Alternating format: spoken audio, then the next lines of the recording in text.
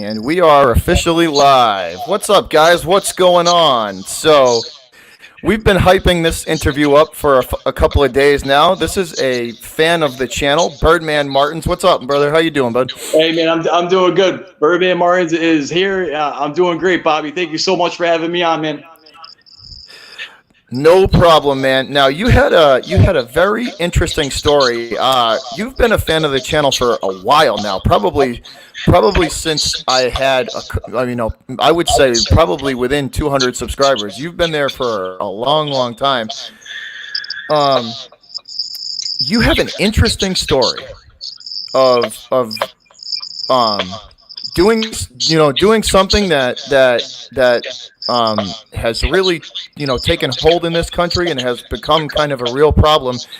But you're one of the ones that has been able to win your fight and beat back addiction, and you're doing well, and you're kind of back on top of the world right now. Why don't you? We'll start this with what's going on in the present for you right now. So where are you at right now in the present time? Because it's a lot different than from where you've been. So let's start with what's going on in your life in the present, man. How are you right now? Present day is literally like it sounds corny, but present day is a dream come true. My fiance and I'm getting married. I have a fiance. We're getting married up in Massachusetts in June. We live here in Charlotte, North Carolina. Now we moved here 3 years ago. In present days, me and her were able to open a small business making luxury soy candles called Eclatant LLC. And this business, we're able to take $2 per every candle sold and donate it to my old sober house that I went to. When I got out of jail, I got mandated to a sober house for a year. And when I went there, the place helped straighten me out and gave me like a life worth living. So I was able to incorporate the $2 donation to give back to the sober house, and things been going great. Now, ladies, I'm not a rich man. I'm on top of the world because I'm clean. I'm on top of the world because I have my family back and I talk to my parents every day. And we went years where we didn't speak. I'm on top of the world because I just tried doing the right thing and helping other drug addicts with the same exact issue that I have. And I was the lowest of lows. I was, if you're a drinker, they call it like a low bottom drunk. You really hit really low lows. I was a really low. Not that there's a high heroin addict. I ended up in heroin, and I was a street walking homeless kid in Ludlow, Mass. Exit 7 on the Pike for all the local listeners out there. And it's a small town. And I used to walk around my small town, Ludlow High School graduate, and the cat was out of the bag. I was the heroin addict that would walk around homeless because his family was sick of his shit. And walking around homeless, and like your high school classmates are like driving by, and like you feel such shame and embarrassment because they're like, wow, like he's driving by in his Mercedes, and I'm going to cigarettes to try to pick half a Newport out of the ashtray. So I was a low bottom drug addict. However, my life today is beautiful. We have the candle business. I have a nice little condo that me and my fiance have here, like with a swimming pool and stuff. Some people, that's not anything, but if you're a street walking heroin addict and you're abusing drugs for 15 years, you have a swimming pool and a nice condo and a decent car and a beautiful fiance. I couldn't ask for more. And to being a business owner too is like, I don't believe it sometimes, Bobby. I pinch myself sometimes because I can't believe where I was and where I'm at and where I'm going. More importantly, the battle is never over. And you mentioned that I've won the battle with drug addiction, which is you're right in a sense, but I would more say I'm winning the battle with drug addiction. I want to get high, not every day anymore, because it's 4 years I haven't had a drink or like sniffed anything. It's a constant fight, right? Constant fight every day. I'm winning the battle, but you're a sports guy. I'm a big sports guy. I got my Celtics gear back there. It's like a game. I might be up right now. I was down by 30 points. I made a great comeback, and now I'm like up by 7 points. It doesn't mean I can't still freaking lose the game, because I could still lose the game. We talked about this a little bit before we went live here. Some of my lowest of lows was, sleeping in the dugout at my junior high school. I was in a 5-day coma during Deflategate. I woke up from a 5-day coma from a relapse and a heroin overdose, and I woke up from that, and my life was on fire. I always wondered, when I came out of the coma, My sister was there crying. My boss from the car dealership, I'm a car salesman, is my normal day job type job. I've been doing that for like 13 years. My boss is there firing me, looking pissed. My sister's there crying, looking mad. And my roommate was there kicking me out because I OD'd on his couch and almost pretty much died on his couch. So I remember thinking, like, why in the world, if there is a God, before I found God in Worcester jail. Before I found God, where I looked at him like, God, if you're up there, why would you even bring me back to this? My life was already in shambles. I was already alone. I'd already screwed everybody over. I was already like the laughing stock of the town, just like a junkie. Why would you bring me back for this? Now I'm getting kicked out of the apartment. I'm losing my job, and my sister's crying. And I said, hey, sister. So what happened? Did I get in a car accident? Because I had no memory of it. I said, did I get in a car accident? And I'll never forget. She looks at me and she goes, no, you overdosed on heroin, you fucking dirtbag. And I'm like, no, I didn't. I was 3 months clean. I didn't do that. I said, give me my phone. Give me my phone. She gives me my phone, and I start like going through her text messages, And sure enough, I'm like reading the text, like, hey, I'm no longer at the sober house. Hey, can you get me something? Hey, if you find me something, I'll buy you some free drugs. Like me setting up the deals, and I'm like, oh my God, it's true. I said, what day is it? It was Wednesday, and I went out. The deflate gate, I think it was, I don't know if it was Saturday or Sunday playoff game, but either way, it was a 5-day coma, either Saturday to Wednesday or Sunday to Wednesday. And I woke up to my life being completely more on fire than it had ever been. I said, God, why are you bringing me back to this? I was halfway home. I was at the RI. All I knew was the P and the dot. The P and you were done.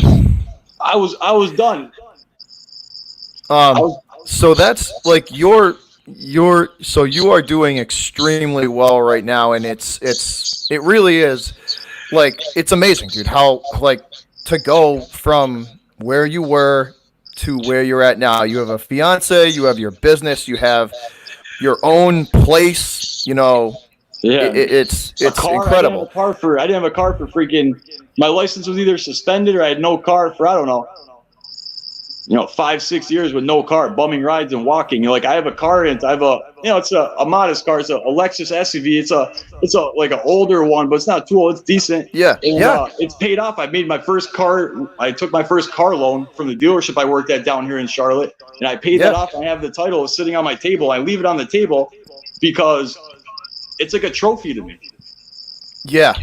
Oh, I'm sure it is.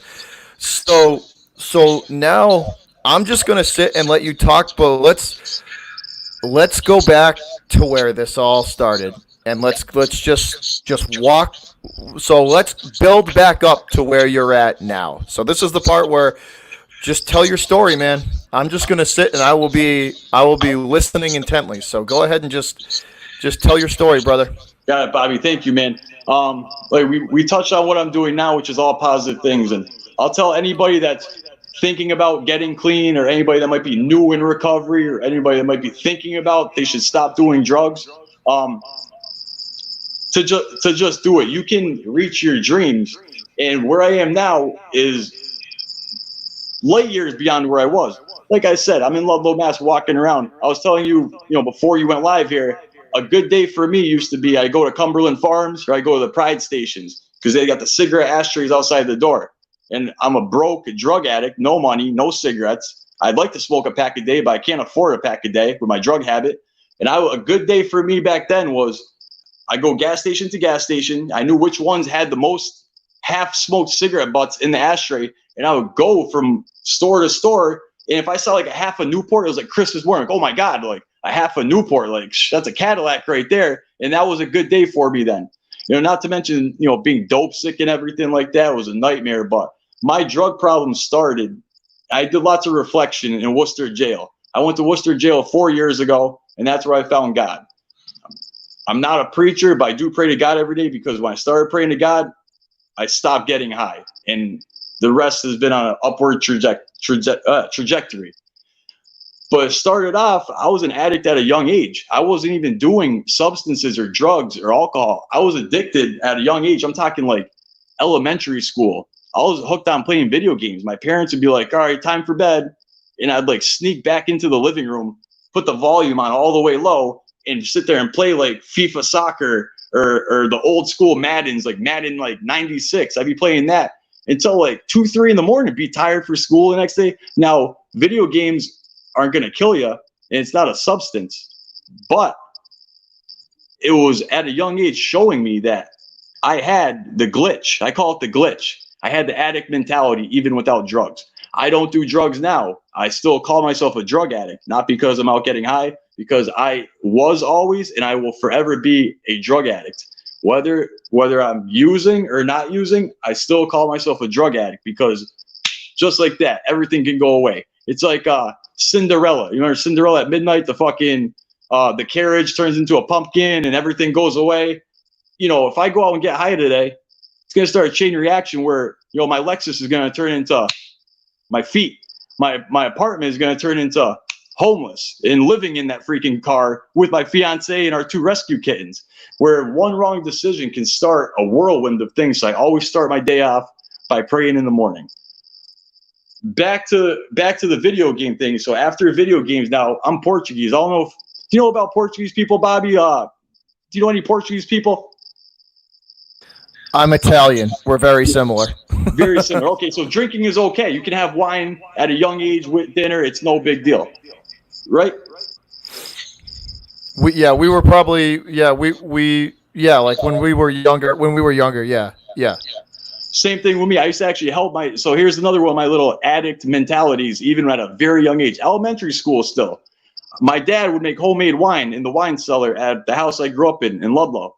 And I knew that if I helped him, and I did a really good job helping him like crush the grapes and like carry the boxes of grapes on, if I did a really good job, I knew that he would let me have a little bit. Now my dad's not going to give a freaking 8 or 9-year-old kid a tall glass of wine and get me all like banged up. But he would let me taste it because of the hard work I did. I put in the work to help him. He's going to let me try it. I used to look forward to that. I would work for like weeks getting the wine ready just for like that one splash in my ginger ale. That's sick. What 9-year-old is looking forward to a splash of ginger ale 2 weeks down the line? Somebody with the glitch. Now we go from there. Now, as we move on past like that's why I realized I really do like drinking. And then I had older cousins and, you know, Italians. I'm sure you have a million cousins being Italian. Big families. Real big families. Millions. Now, I was like the youngest cousin of my group of cousins. And my older cousins were like of the drinking age, like 21, 22. And I was, at this point, I'm like in like junior high school, right? Now I'm starting to wonder like, wow, like drinking might be fun. And you're watching movies and you're watching commercials and stuff. You're like, wow, drinking seems all right.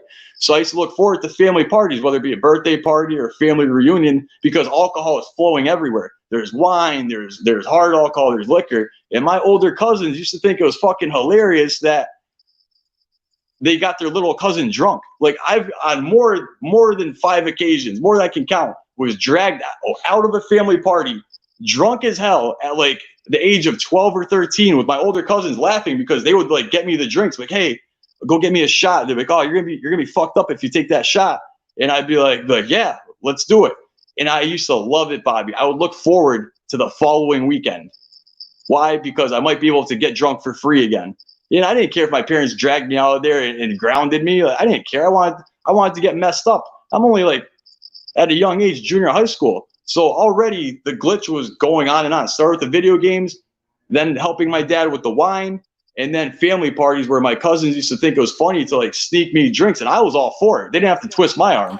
Yeah, you didn't notice that it was just progressing with you as you got older. You're not going to notice that at such a young age, Bobby. I didn't even know what alcoholic was, or like really what a drug addict. Well, I guess I knew what a drug addict was or alcoholic, but you don't really know what goes into it. The character defects that lead to it. I just, looking back on it, the fact that I looked forward to all these things at such a young age was a recipe for disaster in my future. Now, as we go on through high school, now I'm drinking every weekend. The high school parties, we would get drunk in the woods.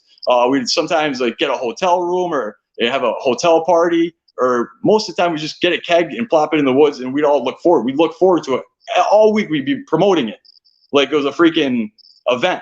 Like, oh, we're gonna be in the woods tonight. We're gonna have a keg, and I'm gonna bring some twisted teas and some Mike's Hard Lemonade. We're all gonna get drunk.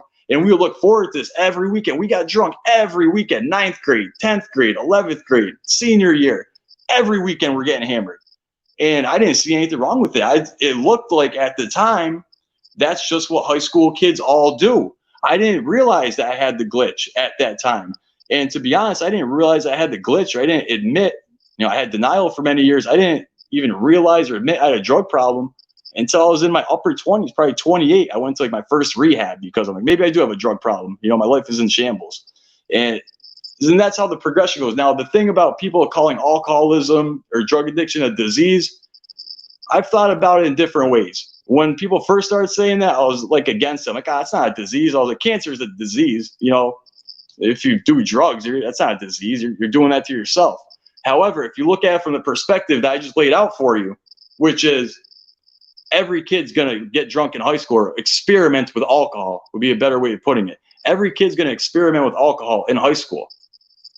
Not every kid is going to get hammered, blackout drunk every weekend. Not every kid is going to eventually go into pot, into coke, into ecstasy, into Percocets, into Oxycontins. And then finally, the last stop, it was almost the last stop in my life, period, was heroin.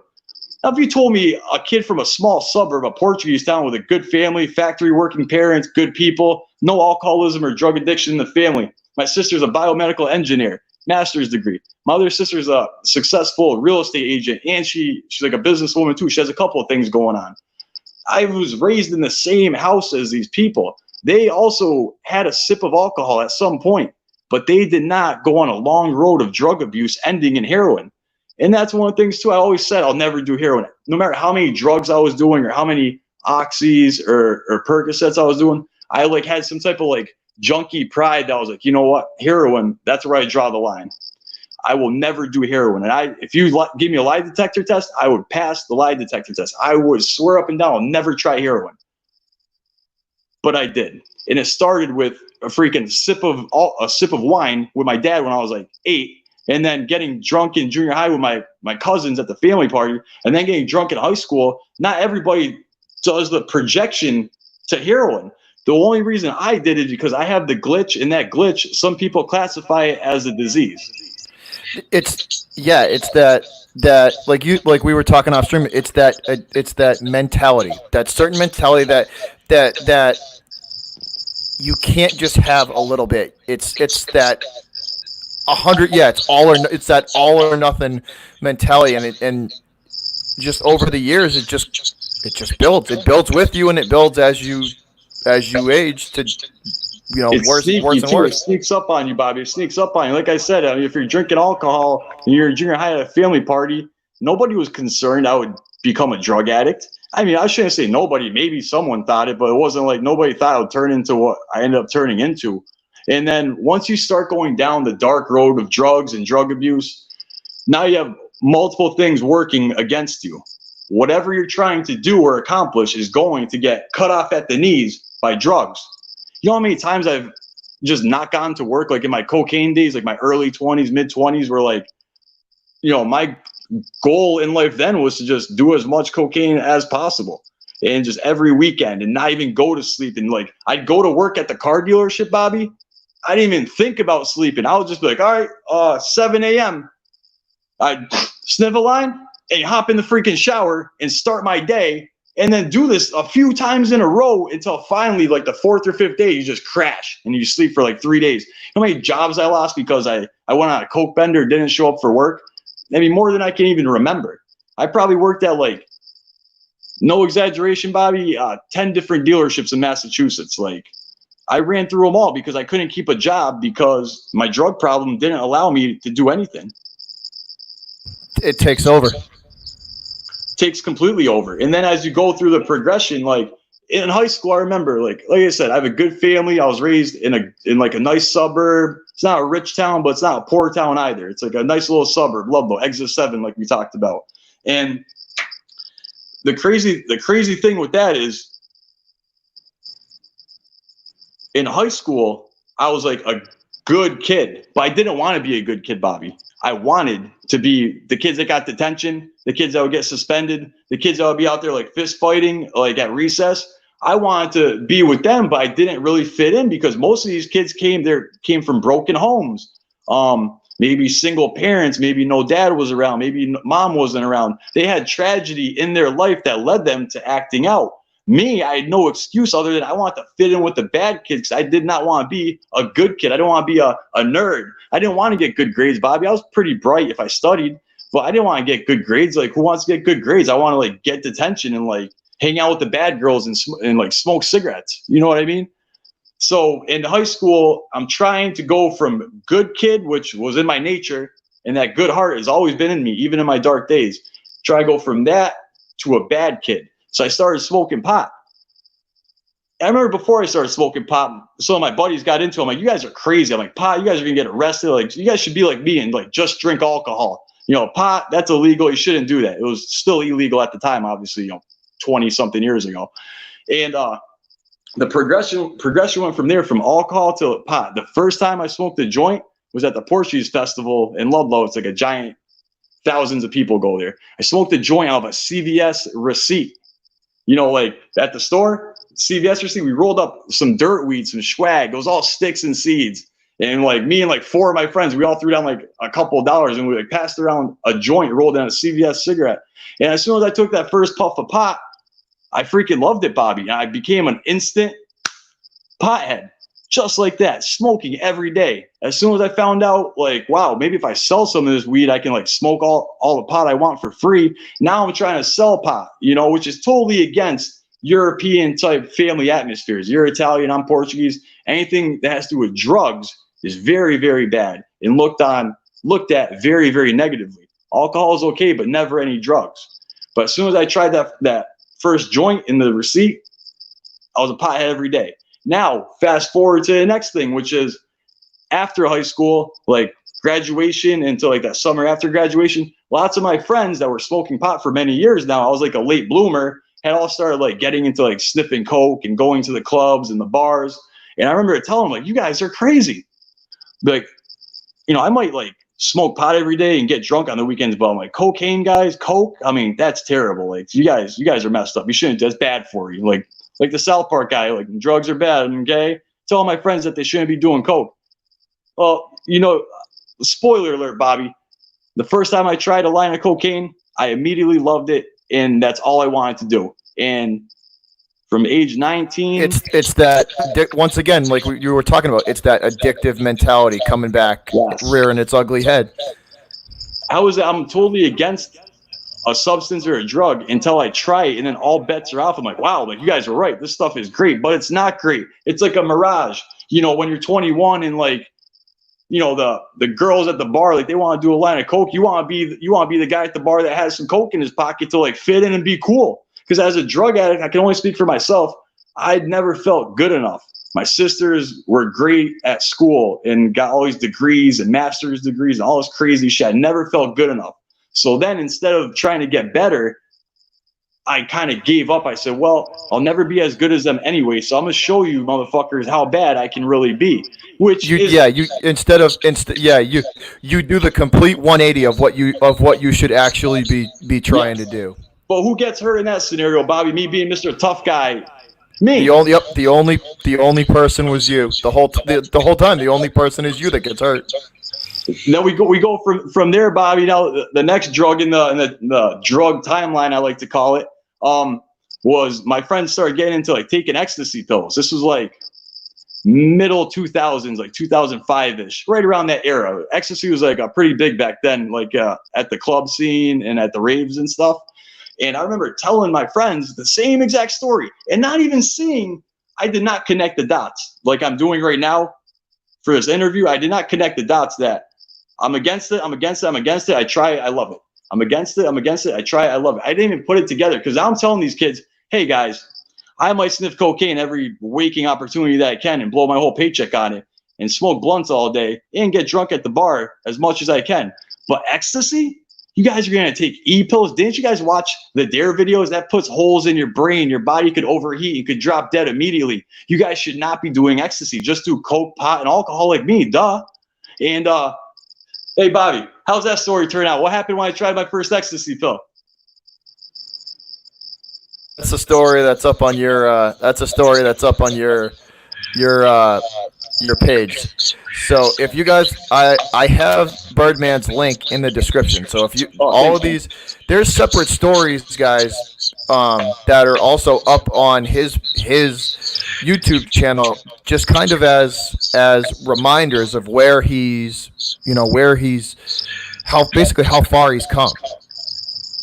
It's basically a video library, Bobby. It's like a video library, which is, like I said, a drug addict is always going to eventually, it'll be fewer and more far between. Like, I don't want to get high as much now as I did when I was fresh out of jail and newly sober. It was like every day I want to get high every second, but I just fought it and fought it and fought it.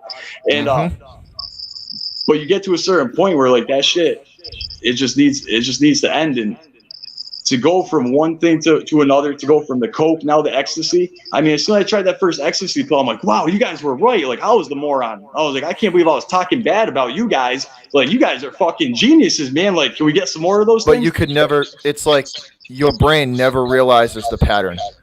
I didn't realize the pattern until really when I was in Worcester jail 4 summers ago, which is like my clean date when I stopped doing drugs and alcohol, was when I reflected, because I'm in the cell for 23 hours a day. So you're in there by yourself. It's summer. It was built in the 70s and it's hot as hell. And I had nobody and nothing left. And I'm sitting there like watching the calendar go by like, hey, my rent's due today. Guess what? There goes my little crappy apartment. And then, oh, great. Looks like my car payment's due next week. Oh, there goes my car. Oh, shit, I didn't pay that speeding ticket. Looks like by the time I get out of jail in a few months, I won't have a license either. I'm sitting there, and then I started connecting the dots. And I have jail letters. I actually have a couple stories on my channel where I took out a jail letter and read them because I kept those with me always. And my fiance, at first, she thought I was freaking crazy, Bobby, because she'll catch me like in my office. I call it the man cave. This is where like with the Celtics gears, my little man cave where I do my channel and my videos and stuff. And she would walk in there and she's like, "What are you doing? What are you reading?" I'm like, a letter. She's like, a letter from who? I'm like, myself. She's like, you wrote a letter to yourself? I'm like, yeah, I wrote a whole journal to myself when I was in jail. She's like, why the fuck are you reading that now? You don't live like that no more. I said, yeah, honey, but you know what? I'll forget how miserable it was in Worcester jail. I'll forget. If you're a drug addict, can only speak for myself. Me, I have a built-in forgetter, which is as soon as things start looking a little bit up, I think I'm cured. And I think I can go out with my friends and maybe have 2 beers at the bar with them. But you know what? A guy like me can't have 2 beers at the bar with them. A guy like me goes there, has 2 beers. Next thing you know, I'm sniffing coke all night, and it's 3 days later, and I'm broke, and I owe people money, and it's just a giant mess. You use them as a constant reminder to keep you on track.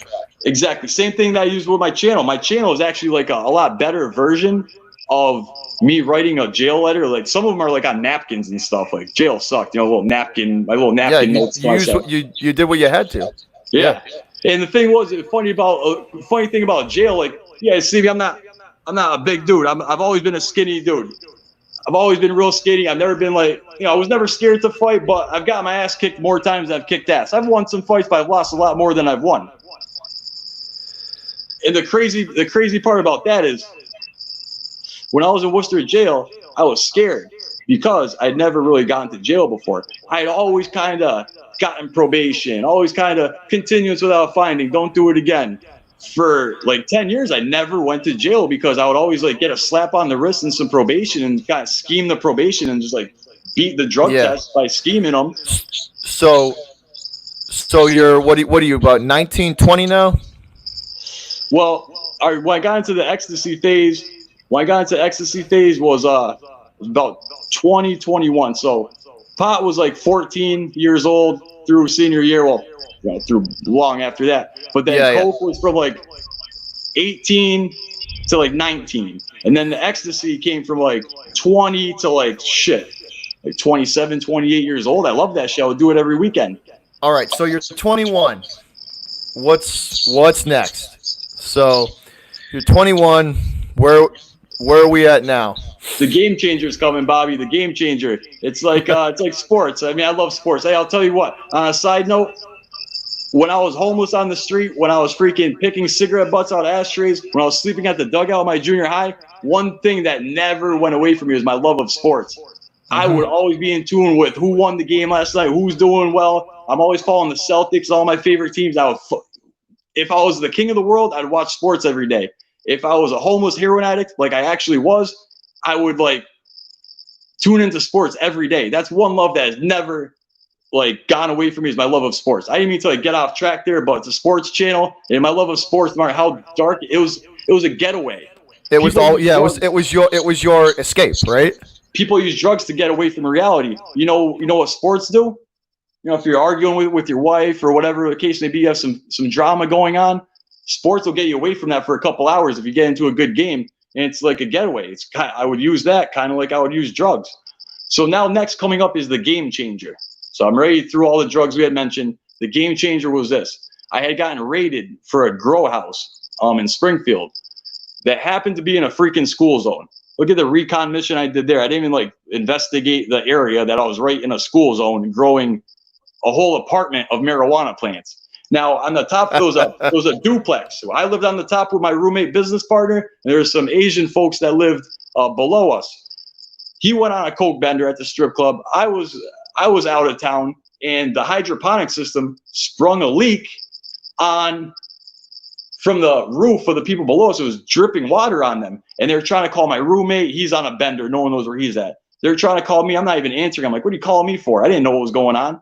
Make a long story short, they called the police, and the police went in there, and they opened the door, and it was a full apartment of pot. Good strain. It was an AK-47 strain, a whole apartment full of pot, thousands and thousands of dollars worth of pot in the school zone. Oh, guess what? They put fucking guns in my closet too, because I was never there. I mostly would stay at my girlfriend at the time's house, who was not my fiance, but like my old girlfriend. And so I was never sleeping there. So they put the guns for protection in my fucking closet. So I got in big trouble there. And this led to the game changer. We got raided. And actually the night we got raided, this is on my drug story channel too. It was like 3 a.m, and my elderly Portuguese mother called my cell phone at 3 a.m. I was rolling on ecstasy. Me and my girlfriend at the time were both rolling. We're tripping real bad on E. And my mom's calling me at 3:30 in the morning. I'm like these pills must be real good, but I could swear to God, this is my mom's phone number calling me at 3:30 in the morning, which she's never, ever done ever in my life. Someone must have died. So I picked up thinking someone died. No, not that I would rather someone died. I would rather me be in trouble. But she calls me, and she's in her Portuguese accent goes, Danny, the police are here. I said, the police are here? Yeah, police are here. Guns and drogas, guns and drogas. I said, guns and drogas? She said, guns and drugs.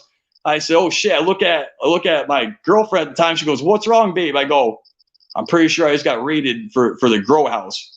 And I don't know if the cops are coming here to look for me, but it's not going to be long until they're here. I went and flushed the rest of the ecstasy pills down the toilet. I'm like hiding the weed around like her parents' house. I was such a loser. I was like living at my girlfriend's parents' house, like some loser drug addict shit. But I didn't even realize I was a drug addict then.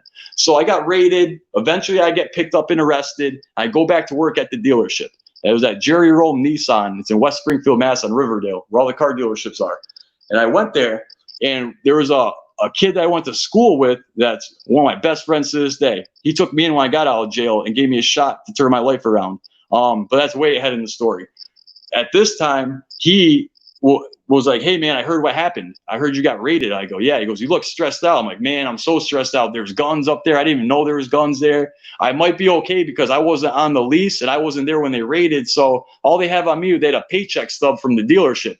That could be anyone's paycheck stub. So my shit got dismissed because they had I wasn't there when they raided. I wasn't on any of the legal documentation. So he offered me, he goes, this will make you feel better. He throws me something. It's a fucking pill. It's a little green pill. 15 milligram Percocet. Just people just call them greens on the street. And I go, what do I do with this? I said, can I sniff it? I like to sniff things. I said, I don't like the pop pills. I'd rather sniff them. He goes, yeah, man. He goes, yeah, sniff away. And I go in the bathroom at the dealership. I take this little 50 milligram Percocet, crush it up, sniff it, go out there. Of course, Bobby, I had to go sell 2 cars immediately after because I'm on top of the fucking world. So I went out there and I sold 2 cars, back-to-back customers, sold, because I'm in such a good mood. I'm so happy and upbeat, and the customers are loving me. I'm like, wow, nobody can tell I'm high right now. It's not the type of high where, like, if I was on cocaine or ecstasy, they could tell what's wrong with this kid. He's on something. But the Percocets were sneakier. The Percocets just made it seem like I was in a really good mood, like I was really focused. And I didn't realize that Percocets are essentially man-made heroin. I had no fucking idea. And so he gave me that one. I obviously liked that. I sold 2 cars. When I sold 2 cars, I'm like, wow, if I could just buy these pills every single day, and I'm selling 2-3 cars a day, like, I'm gonna be fucking rich. I just need to have these pills at all times. And I'll be a great car salesman. Not realizing I'm getting into man-made heroin. Yeah, it's part of the downward spiral. Yes, it was the devil was calling. I remember one day I went into work and he didn't have any. My coworker, he didn't have any of them that day. And I said, all right. So the next day goes by, I go into work. Now I'm sick. I've never been pill sick or dope sick before at this point. Now I've sniffed cocaine plenty of times. I've taken ecstasy where you don't feel that great the next day, but I was never sick, like pill sick or dope sick. And I didn't even know I was dope sick. So I walked into him. I go, hey, friend of mine. I keep his name out of it. You know, he's got a family now and she's doing real great. He's totally changed his life around. Great family man now. But at the time, I went there and I was like, I don't feel good, man. He said, what do you mean? I go, I got the sweats. Like, I can't get comfortable. I didn't sleep that well last night. Like, I'm hot, I'm cold. And he goes, hey, better slow down with them pills, buddy. I'm like, slow down with them pills? I'm like, what do you mean slow down with them pills? He goes, yeah, you're dope sick. I said, dope sick? I never touched heroin. I said, I'm not dope sick. I said, that's crazy. He goes, oh, no, these pills are pretty much man-made heroin, so it's the same feeling as being dope sick. And I said, well, what do I got to do to, like, not be sick anymore? He goes, you have to do another pill. It's like I met the devil. Yeah. The devil himself was heroin, but like the devil's first cousin would be Percocet. And when I met them, I couldn't stop doing them, Bobby, because it's like the flu times, I don't know, 1,000 or not the flu times 100, I'd say. You know, it's way worse than COVID if you're dope sick. You're not feeling good. And I didn't realize that at this point, I'd accepted it. I'm like, you know what?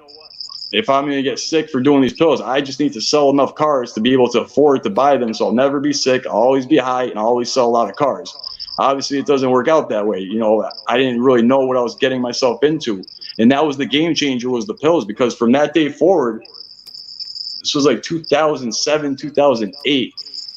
From that day forward, I was a daily OxyContin user and oxycodone user for 2008. I don't know, just ballpark like 7 years every single day. And obviously my life started going downhill. You know, I used to just be like taking ecstasy at the club, having a good time, trying to like pick up chicks. And now I'm just like doing Percocets every single day, so I'm not sick. It wasn't fun. The other drugs had like their fun times, but they all lead to destruction in the end because the fun times end. That's a one-way road, right? The fun times end. And the thing was crazy was someone that's a drug addict compared to someone that's not a drug addict is like, I got friends of mine that aren't addicts that, you know, they can go to a bar and like do a bump of coke in the bathroom and go home at closing time and go to work the next day. If you give me that same exact bag, that same exact little bump in the bathroom, dude, I'm not going to work for 3 days. I'm spending every dollar in my pocket. And then I'm going to try to spend whoever I'm with to try to talk them into buying some shit for us because I don't want the party to end. I only stopped getting high when I had no other option. No one will front me anything. No one will let me Somebody else had to stop you. Yeah, and it was usually days later, and I'd be just like losing jobs. And the pills were the game changer. But the pills didn't kill me, though. They had me living very horribly, and they had me not being a good person, clearly. But they never came close to killing me. I would do a lot of pills, but I never felt like I would almost die. I never like passed out. It was like I would be sick or I would be normal or I would be high, but I never felt like I might die.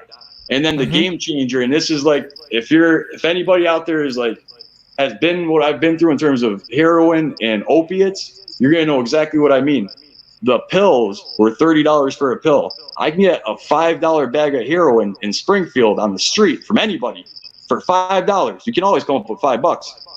And it makes you feel the exact same way as a $30 pill.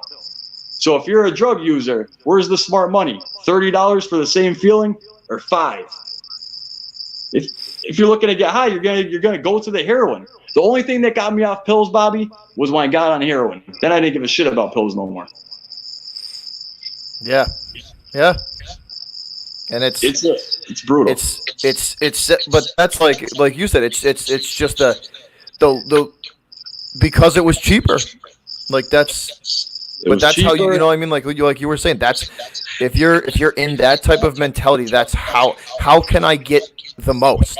How Yeah. can I get the most? You know, You don't and want that's to be a sick. You don't want to dangerous run out of mentality pills. too. You don't want to run out of pills. Like if they're $30 a pill, add that shit up. You're doing, say you do one a day, which anybody who's in the pill game is doing more than one a day. But just for simple math, just for our conversation, say you do one $30 pill a day. It's what 210 a week, 210 a Mm-hmm. week times 4 weeks. You could have an apartment.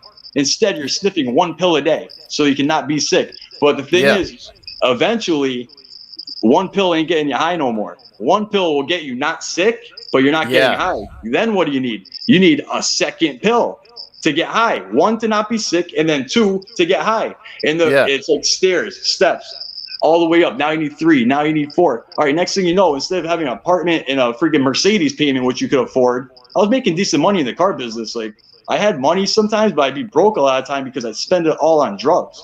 And the mm-hmm. stair step system went that way, and it was just a nightmare. But the pills didn't almost kill me. And so you're thinking 210 a week, right?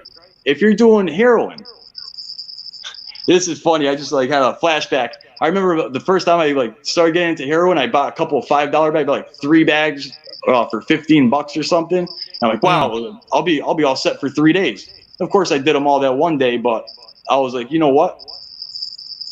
Heroin is the way to go. I'm like, these pills are too damn expensive. And I swear, Bobby, this is like some government conspiracy type shit, but I believe in this, which is there was doctors out over prescribing opiates, Percocets, and Oxycontins for years. Most of them were coming from Florida and being sent up to Massachusetts. They had pill mills down there, they call them. If you remember, like 2008, 2009, they're all getting raided for pill mills. So now the government's like, oh my God, these crooked doctors are fattening their pockets and they're hurting the community.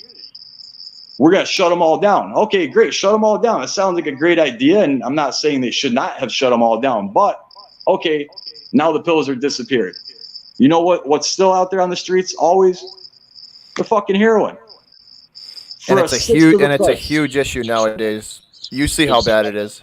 it's crazy, man. I got up here like in my video room, my man cave, I call it. Yep. I made a custom candle from our candle business. It was one of our first projects that really gave us the momentum that let us know that we might have a great thing here with the candle business, which is I got with two of my dead friends' families.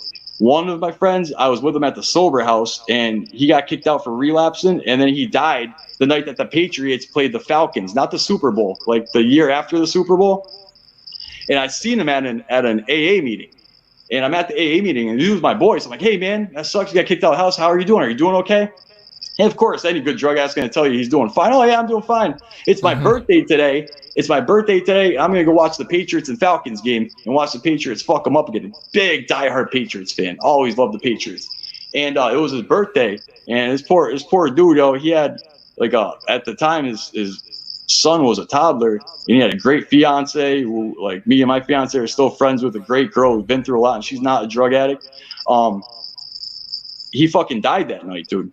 They fucking found him. His family found him in the morning. They thought he was sleeping. Like they thought maybe he had a couple of drinks and relapsed on alcohol and had a couple of drinks, but no, he was gone. And then Yeah. so I'm not gonna, It's sad, man. It is.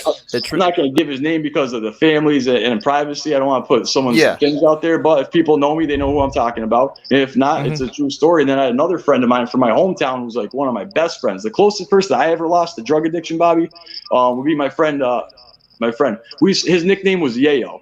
But we all were into the same shit. We all got into pills. We all got into dope. And I was living in Framingham, and I remember Facebook messaging him one night, like, hey man, how's everything going? Because he was like, yeah, I'm doing great. I'm in a program, and I've been clean for like, I don't know, a couple of months. And he was like all about recovery and like doing great. A couple of days later, I messaged him. He goes, how you doing, man? He goes, I'm just trying to keep my head above water, man. I was thinking, like, you're trying to keep your head above water. And you were on top of the world. What happened? This shit still kills me, which is obviously it's not my fault what happened, but it's things that you think about and deal with. That when he said that, it might have been a cry out for help, and I didn't pick up on it. And the following day, I'm at work at the car dealership in Framingham, and I'm there, and I go on Facebook, And it's like, rest in peace, Yayo, rest in peace, Yayo. Oh my God, I can't believe this happened. Oh my God, you were doing so good. And I was like, I thought it was a joke. People like to fuck with each other in my hometown, like play stupid, weird jokes like that. I'm like, there's no way that's true. I talked to him yesterday. I talked to him last week. Like, he seems fine. He didn't overdose. Like, these kids are like starting a rumor. So I called one of our mutual friends. I called him, and as soon as he answered the phone, I knew it was the truth because my friend answered the phone. He was fucking crying. I said, dude, is this true? What I'm seeing on Facebook about Yayo? And he goes, he's crying. He couldn't even say. He goes, yeah, man, he's gone, and he fucking died. And I talked to him, the day before. It's still in my phone and my Facebook messages. Facebook saves everything. I look at that shit all the time, man. It's sad, man. And then you want to hear the worst part about it? Well, not the worst part. The worst part about it was obviously my friend's passing. But another horrible thing about, which shows how sick into addiction I was, I had to take a day off of work to go to his wake. So I had to go from Framingham to Ludlow. Just a couple exits down on the pike, like maybe an hour, 45 minutes. And now, mind you, when he died, I'd already come out of the 5-day coma, got going again, stayed clean for a while, and fell off the wagon again. Now, when he died, like I said, if it was a good day, let's celebrate. Let's get high. If it was a boring day, we're bored. Let's get high. But if there's tragedy, one of your best friends passes, it's definitely time to get high. All bets are off, right? If you're an active addiction, obviously that is not what you should be doing. But I mean, like that's the mindset you were in. It's like all bets are off now. Fuck it. You know what I said, and I couldn't understand why I survived the 5-day coma, and this kid's a good kid, and he had a great heart. He might have a better heart than I have, and I like to think I have a pretty good and big heart. I love to help people, and I think he even had a bigger and better heart than I had. And why would God take him away and then bring me back to life where my life was totally messed up and on fire? I had no solution to my drug problem. My solution, Bobby, was this. This is going to blow your mind. Well, it might not blow your mind from our conversation, but the whole Mass Pike from Framingham to Ludlow, I was sniffing. Thankfully, I've never shot anything up yet. I've never used needles yet. And I say yet not because I'm planning on going and shooting up later, but everything. Think back to my story I just told you. I would never sniff coke. I would never pop E. I would never do pills. I would never do heroin. So that's why I say yet when I say I never shot up yet, because you never fucking know. Anyways, I'm sniffing heroin the whole way down the Mass Pike, barely staying awake, very dangerous. And I get to the wake, and then I'm like, oh my God, like, I don't want people to know I'm messed up on heroin when my friend is here dead from messing up on heroin. Like, that would be a very porous look for me. So I went there and nobody noticed. One of my friends noticed because I was staying away from everybody because I was high as a kite. And I didn't want people knowing. I was devastated. I was crying. I was high. I was a fucking mess. And one of my friends goes, yo, Bird. I'm like, what's up? He goes, I can't believe you're fucking high at Yayo's funeral. I said, dude, I'm not high. I said, I'm sad. And he looked at me. I'll never forget this shit either. He looked at me and he goes, you say that again, man. You are pretty fucking sad. Get the fuck out of here. And I scampered off into my car and went back to Framingham. But before that, I went to where my friend was laying in the casket. It was an open casket. And I told him what I had done because it wouldn't surprise him. And he would have understood and accepted it because we're cut from the same cloth. And the last thing I said to him, he was already passed by then, which is, hey, Yayo, man, I know you would never judge me, but you know what it is? You needed some sort of closure. I couldn't deal with you dying. It's me talking to his dead body in the casket and trying to make it so no one hears me. And I said, you would never judge me, but I sniffed heroin the whole fucking Mass Pike until here. And I'm really messed up right now, but I don't know what else to do. I'm devastated. I just talked to you. You're one of my best friends. And he wasn't just one of my best friends. He was a lot of people's best friends. He was a kid that everybody liked. And it was real tragic what happened. And the last thing I said to him, which was that I knew he would never judge me and that he would understand and that I was sorry. And that's the last thing I said to his body here on earth. I pray to him all the time now. Yeah. No, So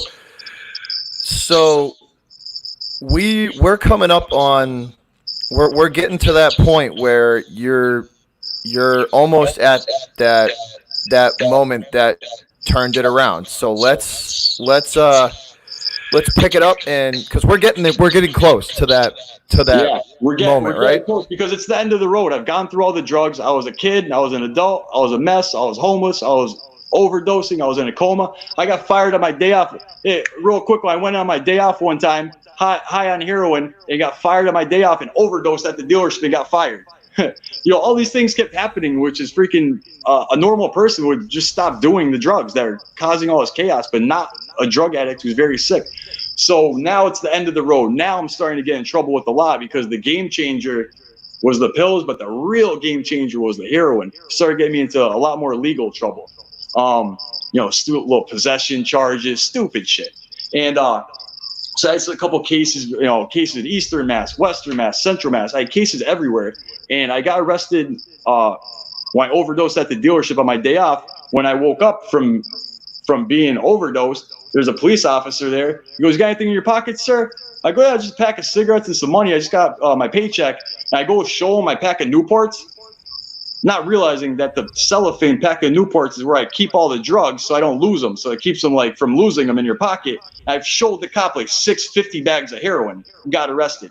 2 days later, I was living at a boarding house, and in this boarding house was I rent the room. I don't know you, Bobby, but you rent the room, and you don't know Johnny over there, but Johnny rents the room.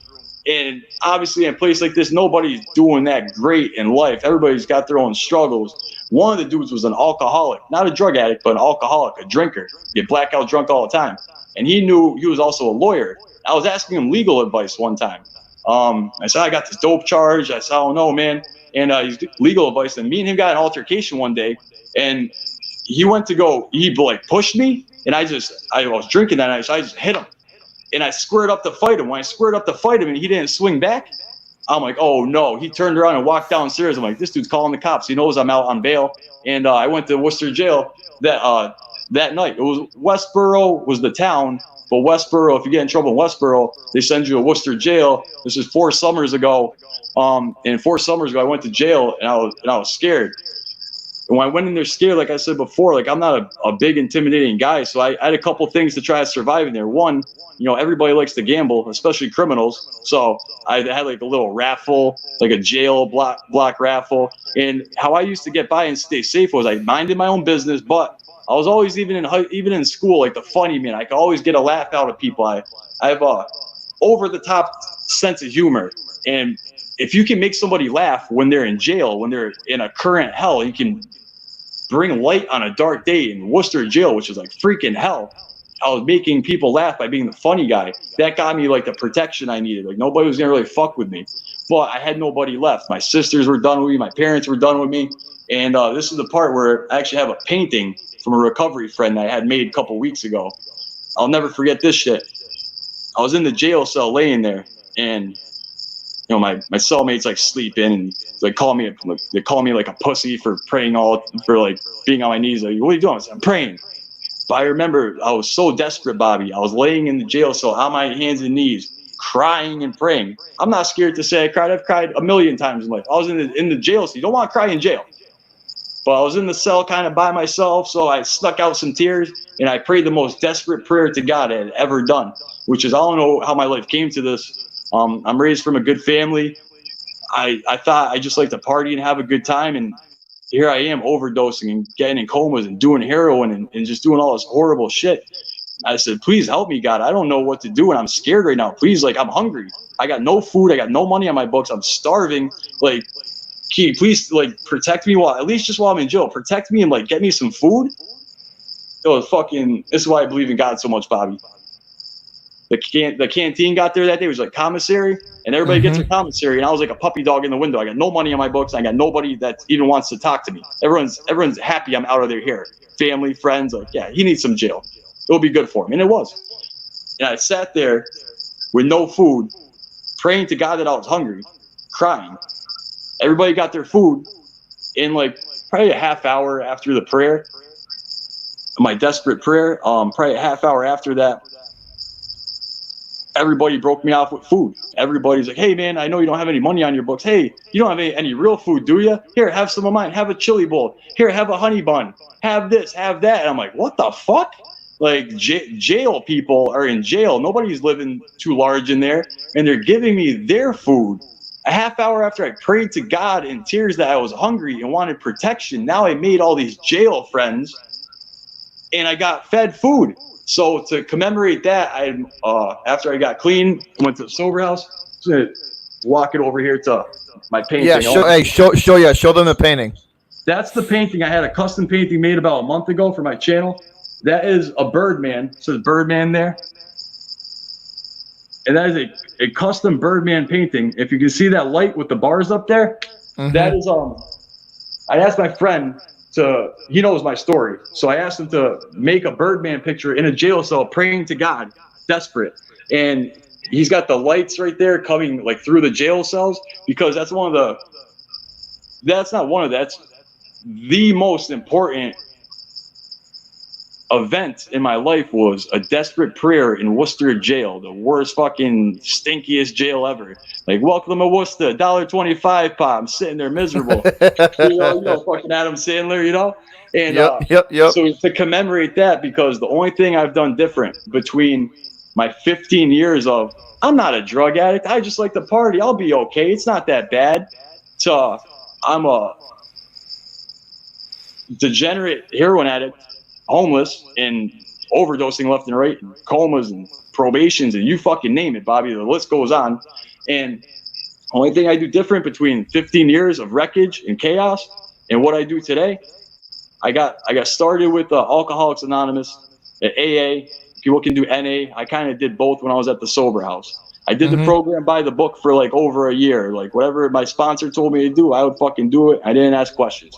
I didn't always like what he told me, but I knew that I have no solution to my drug problem, and that has been proven by my track record. Completely give in to letting everybody else help you and make your decisions for you. Exactly. So that started me on the path, and I'd already found God in jail on that desperate prayer. I looked at it like that was a miracle. I'm like, I'm hungry, God. And I was like, let there be bread, you know? And that was just a mind-blowing type experience, because I didn't have a faith in God before that. My parents would drag me to church all through my youth, but I just sit there and wait for church to be over so I could go watch fucking NFL football after church. I was mad I was even at church. I'm like, man, I want to watch the pregame, dragging me down to church. What are you doing? So it made me resent church and God for a long time, which didn't help with my drug problems. But when I found God in that jail cell in Worcester jail that night, when I found him on my own and he proved an instant miracle, the miracles have not stopped since then. The only thing I do different was I did the AA thing, the NA thing by the book for a long time. And then I pray every morning. And I don't pray for material things. I didn't pray for my condo. I didn't pray for a nice car. I didn't pray for a beautiful fiance. All I pray for is simple. I pray for guidance and protection. The same exact things I prayed for when I was in the jail cell in tears. Guidance and protection. I do that every day, Bobby, for over 4 years. I will not miss a day. You know, some days you wake up, oh shit, I'm late for work, and you're running around. If that happens, I'll be driving. I'm like, oh, I didn't pray yet. I'll pull the car over and it doesn't take long to pray. Do a quick 30-second prayer to get your mind on stable for the day and continue on with your day. So the only changes I made was I did some AA, I got a sponsor. I found God, and I pray every single day for guidance and protection. And now we're at the current part of the story, which is like, life is beautiful, but as far as I've come, I mean, I want Eclatant candles. I want my fiance's candle business to. I think we have something great, Bobby. Hey, Bobby, I'm gonna send you one. I'm gonna send you a gift. Maybe you can, you know, I don't have any customers out where you are. I'll get with you, and we'll work that out. I'm gonna send you a gift. I have a bunch of them made right now. They're soy candles. They're really nice, and that's where my life went full circle to where I am now, which is the sober house saved me. The jail cell saved me.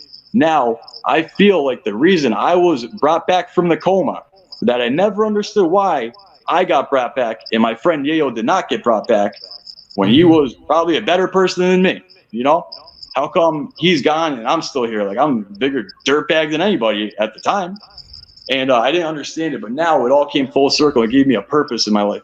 My purpose is to help as many drug addicts as fucking possible. People with the same disease, same problems that I had.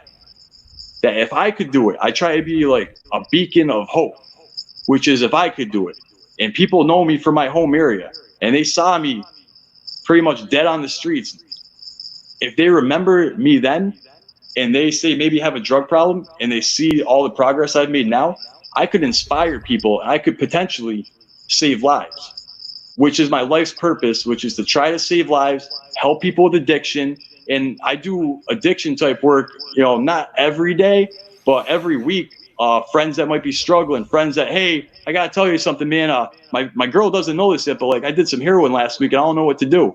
And people come to me with their drug problems. Here's the mind blowing part: for me to help them overcome and solve them. It's like my full life purpose, the candle business, giving back to the sober house. This is my grand dream, and this is going to be on YouTube forever. And thanks for having me on here. But my grand dream is this. You had mentioned before we got on the recording that, hey man, you did good with the donations. They'd be getting bigger and bigger. Imagine one day it might be like $1,000 or $500. Right, you have to get there before I get to where our new dream is. And my new dream is the Michael J. Dias Sober House Foundation in Springfield. The owner of it, who opened the house because her son killed herself, shot himself in the head because he was fucked up on drugs and dropped out of college and couldn't deal with it, killed himself. So his mom, who's friends with my mom, opened a sober house, which has helped so many of my friends I grew up with, including myself. That place helped save me. And my big dream is this. The donation last month, I sold 57 candles. It was $114, the biggest one to date. And they can do a lot of good with that money. They can get steaks for the guys. They can order a UFC pay-per-view. I did that 2 months ago. I told them to get the pay-per-view with the donation. I can do these things. This is small potatoes for now. But the business is all done for the right reasons. It's done on trying to help people. And my ultimate dream, my ultimate goal is that I want my own house within their organization of sober houses. Either like the Birdman Martin's house, part of the Michael J. Dias Foundation. I want my own house within that foundation that I pay for from the candle business. That is a far, long shot away from where I'm at. I sold 57 candles last month and I was doing backflips. I couldn't believe how many we sold, and people really love them. So it's been easy to grow the business because it's a good product, but to go from $114 donation to like, I don't know, what do you need for a house? $300,000, $400,000. I never bought a house or even looked into buying a house, but you probably need $300,000-$400,000. If I could go from picking cigarette butts out of ashtrays, overdosing on my day off, 5-day comas, no family because I burned everybody, just to where I am now, which is modest. I live a normal life. I'm not balling out of control. I'm not rich. I've never been rich, but I'm comfortable. And I'm happy with myself and I have peace. A grateful heart never gets high. I have a lot of gratitude for being alive. And my ultimate goal is to have my own house within the organization, and I'm going to do everything I can to get there. And just like I little by little clawed my way from the street, out of the jail cell, through a sober house, down to Charlotte, little by little, like we talked about before we went live. Yep. I'm using that same mentality towards mine and my fiance's business, which is little by little we can do. I've seen God's miracles. He's worked miracles in my life. It's not as far of a long shot, me having a business where I can make it like, I don't know, hundreds of thousands of dollars or $1 million business. It's not that far of a long shot as compared to the long shot of when I was homeless on the street as a heroin addict to having my family back in my life. I call my parents every single day, Bobby. We didn't talk for years. Every day I call my mom and my dad. And if my mom ain't home when I call back to make sure I speak to them both. I didn't even want to talk to them most of my life until I got clean. You appreciate things so much more. Absolutely, man. Appreciation and gratitude. And that's like a catchphrase kind of in the meetings of what AA, NA, which is, and it's very true. I'm not a big fan of like the catchphrases, but this one holds a lot of weight, which is a grateful heart does not get high. Sometimes I'll make a gratitude list in the morning. My girl will have me do 10 things I'm grateful for just to keep me on point. But that's pretty much my life story, I guess. Now we'll end it on this, Birdman, right? If there's anybody listening out there that's struggling, would you want to? I'll let you leave them with some words before we end it. If you're struggling, man, there's nothing that you've really done that I wouldn't have done or didn't do. I did some bad things in my drug addiction. I ended up with nothing and nobody. But if you're clean and you want to stay clean, if you're getting high and you don't want to get high anymore, if you've been in and out of rehab 10 times, I've been to rehab 5 times. Listen, if I could do it, anybody could do it. And like I have the keys. All you have to do is ask me to borrow the car. I'll throw you the keys. Pray to God. Don't be a scumbag. Be grateful. Go to AA. Maybe get a sponsor. Sometimes people get scared with the sponsor in the AA. So if they're not comfortable with that, no problem. I can help people even without doing the AA program. I got some friends back home I help. So if you're struggling at all, or if you want help, or you know a family member that's struggling that won't open up to you, they'll open up to me because I'm one of them. I'm a drug addict. Danny Bird and Martin. You've been down that road before, and you know what it's like. Yeah, reach out to me, man. I'll give my number. I don't give a shit. I'll put my cell phone number right on YouTube. 413-693-4545. You can call or text. If I don't answer a call, text. Hey, this is so and so. I saw you on Bobby's channel. And it's all gonna be confidential. I'm not gonna tell anybody else what our confidential conversations are. But my life goal is to help drug addicts. And if you're struggling out there, there is hope. If you never give up, little by little, you can reach your dreams. But thanks again, guys. That's gonna do it for us, Birdman. Once again, man, thanks a lot. Thanks so much, man, for coming on and just telling your story. And it really is. It's inspirational, man. Just like going from the lowest of lows, and you've literally scratched and clawed and fought and built your life back up from the ground up, man. I could never believe it, man. It's unbelievable when you look on it. Yeah, man, for sure. Hey, Bobby, email me your somewhere for me to send your candle. I'm gonna send you a gift for having me on your channel. I will definitely email you where to send that, man. But once again, Birdman, thanks a lot, brother. Yes, sir. For coming on and just telling us your story, man. It certainly is a fascinating one, and it's a story of triumph. Can I do a shameless plug? I've been having this next to me the whole time. Bad lighting. Yes, tell people about the candle that, because it really is, like you are help, you do help those, the sober house, and what is it, $2 from every sale go back to it? Every sale goes to it, and that's gonna be like that as long as this company is rocking or doing anything. If we sell 1 million candles, we're donating $2 million. That's like our business motto, is to help others and about giving back. It's a cruel world out there, Bobby. It's an ugly world at times. Me and my fiance try doing good to kind of offset all the bullshit out there. To offset all that stuff. I hear you, man. All right, go ahead. Plug the candle thing to let people know where they can get some. All right, Eclatant LLC. If you're not French, you might not know how to spell it. My fiance is French. It's ECLATANT, Eclatant. It means shimmering light is what the translation is to it. And we're on Facebook. You type in Eclatant LLC. We have a Facebook page. We take Venmo, Cash App, PayPal. The official website is under construction, where there'll be like a cart where you can run your debit card, but that's under construction still. Probably a couple months out still, because we want to get it perfect before we launch the official website. But my name on Facebook is Danny Martins, DANNYMARTINS. If you can't find me, type in from Ludlow, Mass. I think I have from Ludlow or maybe from Springfield on there. And you can message me, or you can go on the Eclatant page, and you can message the page, which goes either to myself or to my fiance. If you have questions, if you want to place an order, if you want a scent list, we do custom projects. We do some really special projects out there. Eclatant LLC. You guys can help me reach my dreams, man. Once again, Beyond, thanks for the donation, brother. I love you too, buddy. You the man. Thank you for the $5 dono, brother.